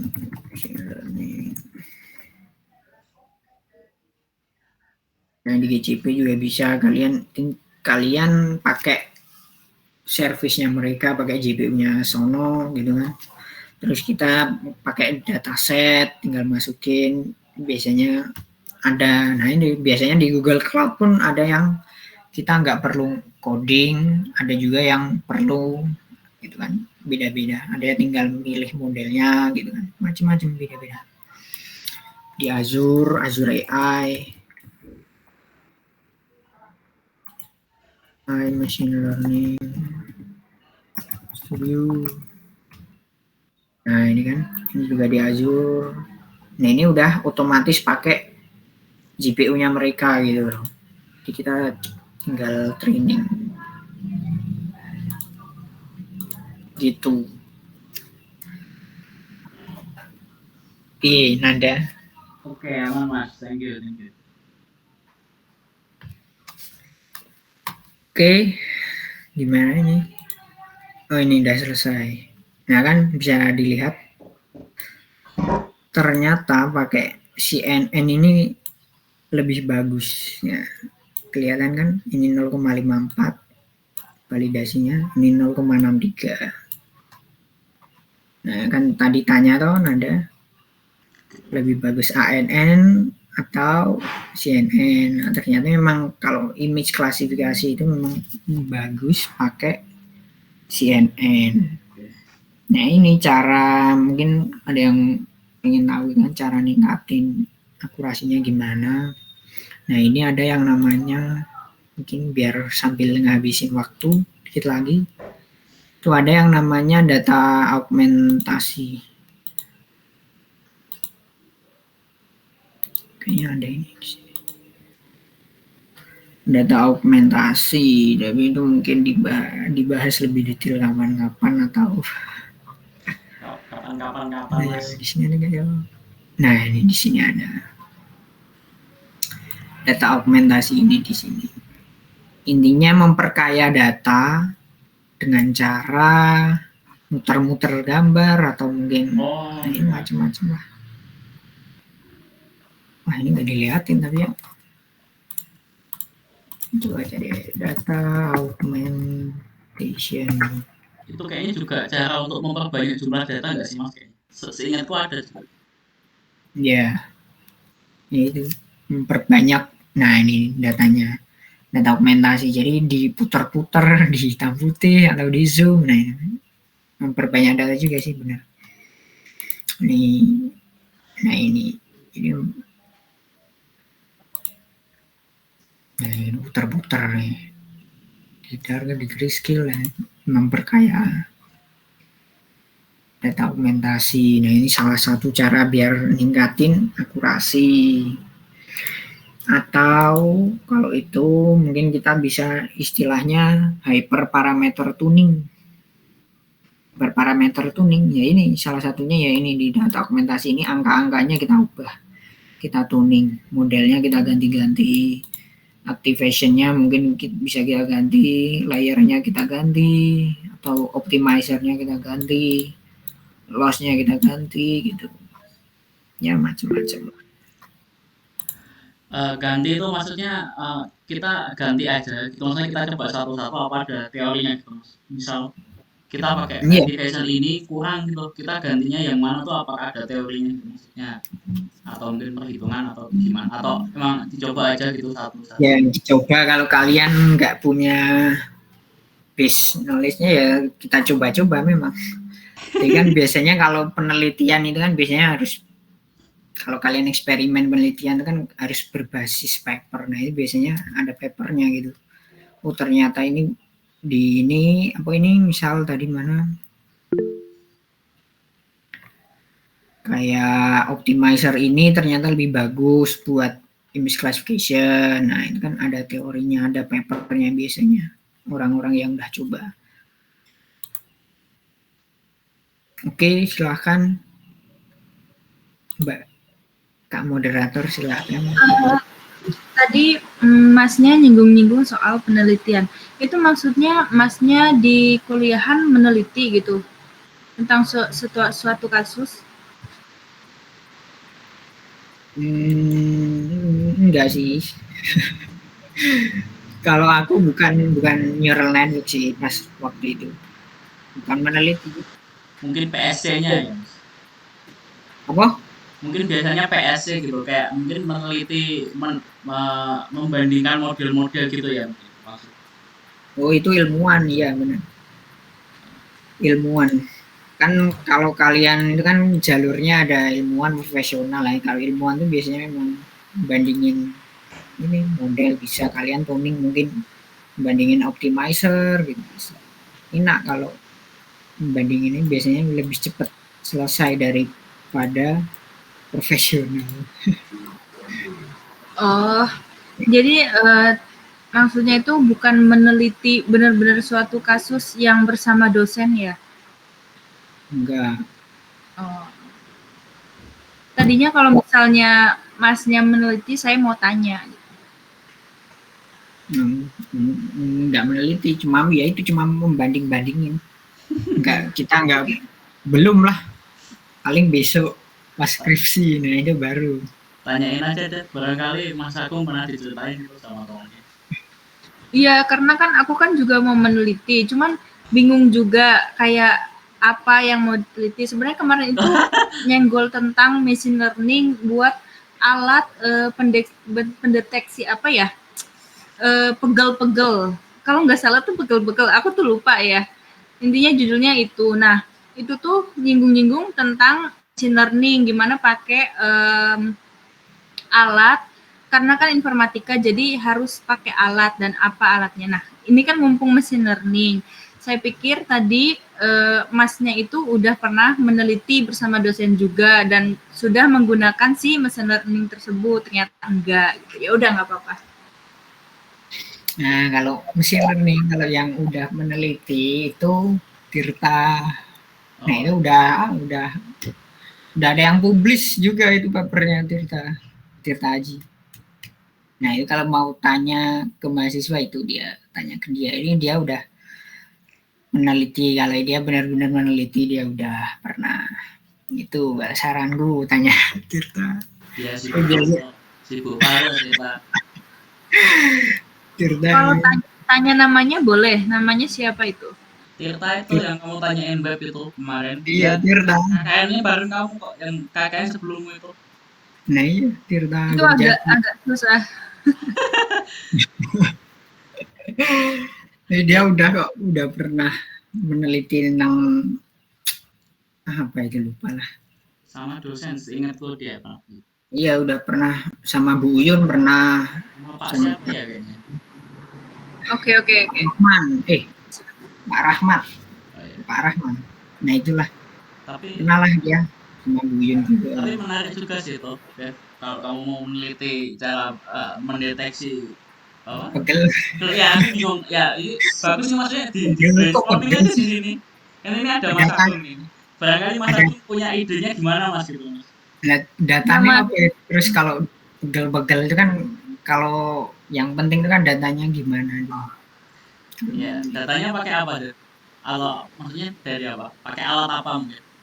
Gambar atau angka Nggak tahu ya. Atau mungkin tekanan darah atau apa gitu. Nah itu keluhan. Ya kayak gitu. Tekanan darah apa asam urat gitu. Intinya meneliti tentang kesehatan, tapi nanti kita itu pakainya alat gitu. Alatnya itu nanti sekalian mempelajari machine learning tersebut gitu, tapi sambil meneliti. Nah kan tadi tuh Mas Agung soalnya nyinggung-nyinggung penelitian. Nah saya pikir tuh seperti itu Mas Agung pernah. Jadi kesempatan banget. Nggak apa-apa. Nanti mungkin saya bisa tanya Mas siapa tadi Mas Tirta ya? Oke. Makasih Mas Agung. Ya itu kayak berarti punyamu itu gabungin ke alat ya berarti ya modelnya. IoT mungkin. IoT ya, iya benar IoT benar. IoT terus pakai model machine learning buat ngedeteksinya. Gitu. Nah itu kalau aku bingungnya tuh kayak kamu machine learningnya bagian mana gitu, mendeteksinya kayak ya nggak sih? Maksudnya berdasarkan apa gitu? Atau mungkin nggak kurang tahu? Atau mungkin semacam kayak sistem pakar gitu? Iya kayaknya itu, tapi belum lanjut. Tapi masih mencari ide, intinya itu merujuknya ke sana gitu. Kalau pakai CNN susah nggak sih Mas? Kayaknya Mas pegel gitu. Gambar gimana sih? Ya, gambar orang pegel. Ada badan yang bengkok gitu. Gambar orang pegel gimana? Nggak bisa kalau gambar. Mungkin lebih ke paling nanti datanya ya itu tadi bisa kalau tekanan darah atau mungkin keluhan mungkin ya, sistem pakar jadinya mungkin. Iya juga sih sistem pakar bisa. Ya udah, yang ini nggak ada yang tanya lagi ini, silahkan saya kembalikan ke moderator, cukup dari saya. Oke, makasih banget Mas Agung. Sama pembelajaran hari ini benar-benar menarik, dan sebenarnya kalau diulas lebih lanjut ini bakal panjang banget, tapi dasar-dasarnya kita udah kenal gitu ya. Teman-teman juga semuanya udah banyak yang tanya dan insya Allah udah terjawab juga ya. Mungkin untuk terakhir ada sesi foto, nanti bisa aku kembalikan ke Mas Nanda ya Mas. Monggo Mas, untuk sesi foto. Ya, dipanggil Mas aku. Ayo on cam guys. Ya, masih berapa orang ini? Oh ya, satunya aku lagi. Tadi pakai HP soalnya sambil record. Ayo on cam Mas Agung, on cam dong. Yuk. Ibnu Angga, yuk on cam. Ahmad Al-Ghazali. Ini berarti ada 5 orang. It's okay. Kita banyak. Jujur aja ini GDS acara berapapun audiensnya tetap jalan ya guys ya. Nggak ada penontonnya pun tetap kita record ya. Nggak peduli aku nggak ada yang nonton. Yang penting kita udah mau fasilitasi, udah aku ajakin join lah. Oh ya ini udah ya, satunya aku lagi. Wah ini malah bagus loh gini loh, kayak belajar kelompok masuk gini. Kemarin tuh Android tuh malah nggak ada yang tanya loh. Ya mungkin gara-gara emang agak padat sih kemarin, nggak ada yang datang. Ayo mungkin bisa mulai kita kayak GTS dulu. Ini guys. Yuk. Yuk, wajib gaya semua nih, dikit kok satu screen. 1, 2, 3. Oke, mungkin satu lagi, ambil barang satu di sekitar kalian biasanya. Oke. Kalkulator saintifik. Ini anak saintek ya. Satunya mouse, malah gitu Fox. Oke, dah 1, 2, 3. Ya, oke, thank you.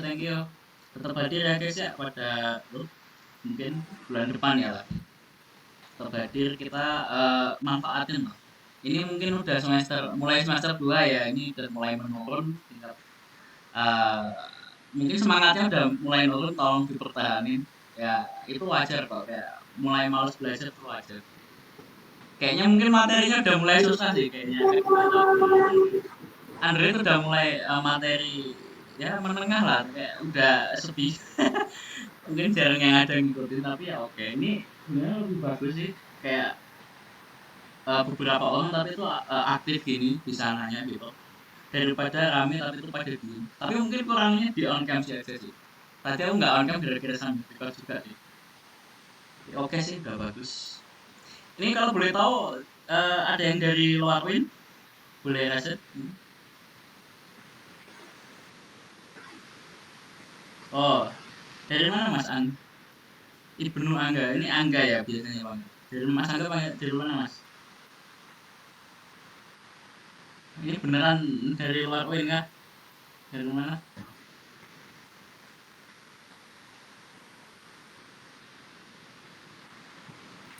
Temanku itu. Oh, beneran kan? Kelihatan sepuh soalnya. Dia kuliah di Jerman sekarang, lagi Wah, di Jerman. sepuh sekali. Ini berarti ini bisa sharing-sharing juga ini. Ini prodi apa Mas? Mas Angga? Jerman. Beneran. Beneran Jerman. Iya Jerman, Universitas Trier, coba cari. Wah, berarti Jerman. Saya bisnis computer science Mas, bisnis informatika. Keren. Ini mau isi GDS ya Mas, mau bisa kan? Nanti Angkat tangan Mas, ini Mas Agung aja Mas. Oh, enggak apa sekali-sekali enggak apa-apa. Iya enggak apa-apa ya. Di Unimu ada bisnis gitu, bisnis informatika. Boleh kapan-kapan. Di sini nggak ada sih Mas. Oh belum ada ya? Oh biasanya kalau belum nanti aku kontakin di PS di sana, Sakura. Kalau mau ngisi nggak apa-apa Mas. Nah, keren. Ya kapan-kapan Mas. Terima kasih. Oh siap, aku tungguin nih. Ini Ahmad Al Ghazali 23, Bayu Wicaksono 23 juga kan? Apa 22? 23 Mas. 23. Askar 23 ya. Ini oh ya ini satu lagi nih Miftahullah, ini siapa? Angkatan 2 Mas atau mungkin dari luar Win juga Mas? 22 Mas. Oh 22 oke. Ya, Oh, ini kelas ini perdana. Iya. Lengkap ini dari 19, 20. 20-nya oh iya, 19-nya enggak ada. 20, 21, 22, 23. Oke, masih lengkap. Askar dari 22 enggak sih Askar? 22. Oh, 22 diem-diem ini. Oh, ini Itu dia muridku pas di ini enggak sih? Kasih nilai jelek tuh. Nilai jelek. Enggak dong. Cepuin ke Bu M. Udah. Berarti 23-nya Al Ghazali sama Bayu ya. Temennya ajakin dong. Ini juga Askar temennya diajakin toh. Dua-duanya cuma satu. Cuma dua. Ya juga sih 21 juga sih 3 sih sorry. Ya udah sih, ya semoga aja tahun depan GDS-nya masih ada ya. Ada yang mau nerusin, kalau kalian mau jadi lead nanti daftar aja. Mungkin nanti kapan-kapan aku promosiin. Seru udah di lead nanti dapat merchandise-nya banyak juga koneksi dan sebagainya. Mungkin udah sih cukup, aku kembaliin ke Devani buat ditutup aja.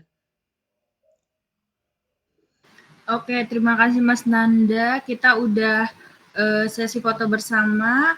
Mungkin sekian dari saya selaku moderator untuk acara We Talk 14 kali ini. Mohon maaf kalau saya ada kesalahan dan kurang-kurangnya. Makasih semuanya. Billahi taufiq wal hidayah. Assalamualaikum warahmatullahi wabarakatuh. Waalaikumsalam warahmatullahi wabarakatuh.